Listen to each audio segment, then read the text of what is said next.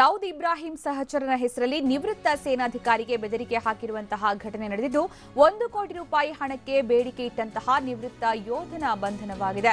Cinema ಶೈಲಿಯಲ್ಲಿ ಆರೋಪಿ ಏಕಂದರ್ನನ್ನ ಪೊಲೀಸರು ಸೆರೆ ಹಿಡಿದಿದ್ದಾರೆ. ವಿವೇಕನಗರ ಇನ್ಸ್ಪೆಕ್ಟರ್ ದಿವಾಕರ್ ಅಂಡ್ ಟೀಮ್ನಿಂದ ಕಾರ್ಯಾಚರಣೆ ನಡೆಸಲಾಯಿತು.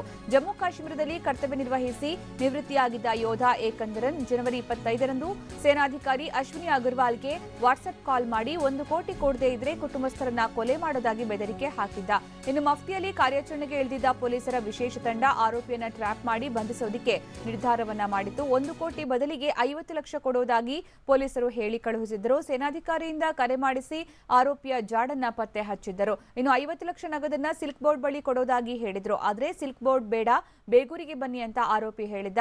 ಇನ್ಸ್ಪೆಕ್ಟರ್ ದಿವಾಕರ್ ಅಂಡ್ ಟೀಮ್ ಬೇಗೂರಿಗೆ ಮಫ್ತಿಯಲ್ಲಿ ತೆರಳಿದ್ದರು. ಹಣವಿದ್ದ ಸೂಟ್ ಕೇಸ್ ಇಟ್ಟು ದೂರದಿಂದ ವಾಚ್ ಮಾಡ್ತಾ ಇದ್ದ ಪೊಲೀಸರು ಆರೋಪಿ ಸೂಟ್ ಕೇಸ್ ಬಳಿ ಬರ್ತಾ ಇದ್ದಂತೆ ಲಾಕ್ ಮಾಡಿ ಏಕಂದರನ್ನ ಅರೆಸ್ಟ್ ಮಾಡಿದ್ದಾರೆ. ದೂರದಾರ ಅಶ್ವಿನಿ ಅಗರ್ವಾಲ್ ಮತ್ತೆ ಏಕಂದರನ್ ಇಬ್ರು ಕೂಡ ಪರಿಚಯಸ್ಥರಾಗಿದ್ರು. ಸೇನೆಯಿಂದ ನಿವೃತ್ತಿಯಾಗಿದ್ದ ಅಶ್ವಿನಿ ಹಲವು ವ್ಯವಹಾರಗಳಲ್ಲಿ ತೊಡಗಿದ್ರು. ಉದ್ಯಮಗಳಲ್ಲಿ ತೊಡಗಿಸಿಕೊಂಡು ಕೋಟ್ಯಾಂತರ ಹಣವನ್ನ ಸಂಪಾದನೆ ಮಾಡಿದ್ರು. ಹೀಗಾಗಿ ಅಶ್ವಿನಿಯಿಂದ ಹಣ ಲಪಟಾಯಿಸೋದಕ್ಕೆ ಏಕಂದರನ್ ಈ ಪ್ಲಾನ್ ಮಾಡಿದ್ದ ಅಂತ ಹೇಳಲಾಗಿದ್ದು, ಬ್ಲಾಕ್ ಮೇಲ್ ಮಾಡಿ ಹಣ ವಸೂಲಿ ಮಾಡುವಂತಹ ದಂಧೆಗಿಳಿದಿದ್ದ. ಹೀಗಾಗಿ ಆರೋಪಿಯನ್ನ ಬಂಧಿಸಿ ಪರಪ್ಪನ ಅಗ್ರಹಾರ ಜೈಲಿಗೆ ಈಗ ಪೊಲೀಸರು ಕಳುಹಿಸಿದ್ದಾರೆ.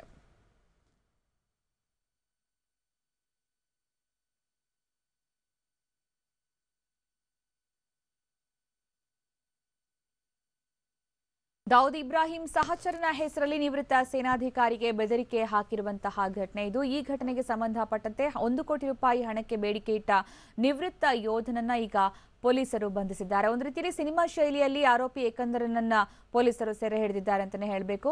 Vivek Nagar inspector Diwakar and team ಈ ಕಾರ್ಯಾಚರಣೆ ನಡೆಸಿ ಯಶಸ್ವಿಯಾಗಿ ಏಕಂದರನನ್ನ ಹಿಡಿಯುವಲ್ಲಿ ಯಶಸ್ವಿಯಾಗಿದ್ದಾರೆ. ಜಮ್ಮು ಕಾಶ್ಮೀರದಲ್ಲಿ ಕರ್ತವ್ಯ ನಿರ್ವಹಿಸಿ ನಿವೃತ್ತಿಯಾಗಿದ್ದ ಯೋಧ ಈತ ಆಗಿದ್ದಾನೆ.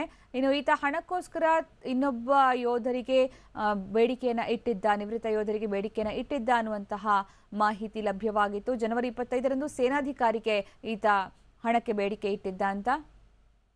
ಈ ಬಗ್ಗೆ ಹೆಚ್ಚಿನ ಮಾಹಿತಿ ನೀಡ್ತಾರೆ ನಮ್ಮ ಪ್ರತಿನಿಧಿ ಜಗದೀಶ್, ನಿವೃತ್ತ ಯೋಧ ಇಂತಹ ಕೆಲಸ ಕೈ ಹಾಕ್ತಾರೆ ಅಂದ್ರೆ ನಂಬೋದಕ್ಕೆ ಕಷ್ಟ ಆಗುತ್ತೆ. ಏನ್ ಪ್ರಕರಣ ಇದು? ಹೇಗೆ ಅವನ್ನ ಚೇಸ್ ಮಾಡಲಾಯ್ತು?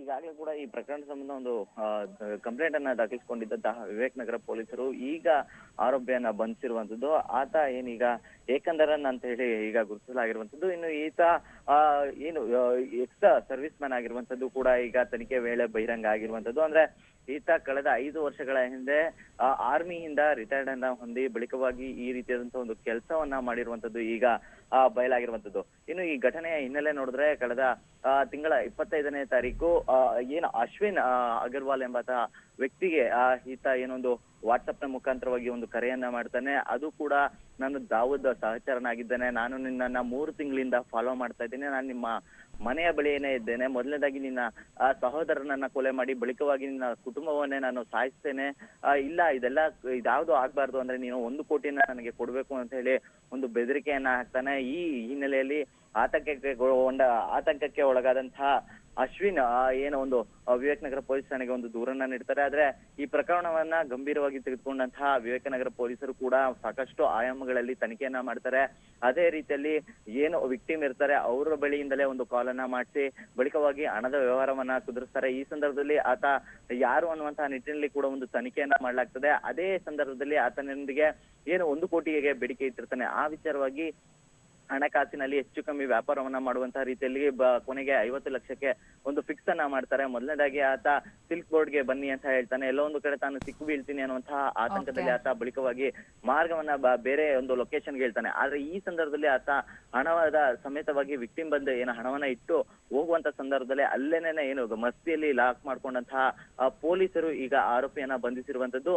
ಆದ್ರೆ ಈ ವಿಚಾರದಲ್ಲಿ ಗಮನಿಸ್ತಾ ಹೋದ್ರೆ ಏನು ಈಗಾಗ್ಲೇ ಕೂಡ ವಿಕ್ಟಿಮ್ ಏನಿದ್ದಾರೆ ಅಶ್ವಿನಿ, ಆತನಿಗೂ ಕೂಡ ಏಕಂದರನ್ಗೂ ಕೂಡ ಪರಿಚಯ ಇತ್ತು. ಜೊತೆಗೆ ಅಶ್ವಿನಿ ಸಾಕಷ್ಟು ಹಣದ ವ್ಯವಹಾರದಲ್ಲಿ ಇದ್ರು, ಕೋಟಿ ಬಿಸ್ನೆಸ್ ಅನ್ನ ಮಾಡ್ತಾ ಇದ್ರು. ಇದನ್ನ ತಿಳಿದುಕೊಂಡಂತಹ ಈ ವ್ಯಕ್ತಿ ಏನು ದಾವೂದ್ ಹೆಸರಿನಲ್ಲಿ ಈ ರೀತಿಯಾದಂತಹ ಒಂದು ವಂಚನೆಗೆ ಮುಂದಾಗಿದ್ದ ಅನ್ನುವಂಥದ್ದು ಈಗಾಗಲೇ ತನಿಖೆ ವೇಳೆ ಬಹಿರಂಗ ಆಗಿರುವಂತದ್ದು. ಧನ್ಯವಾದ ಜಗದೀಶ್.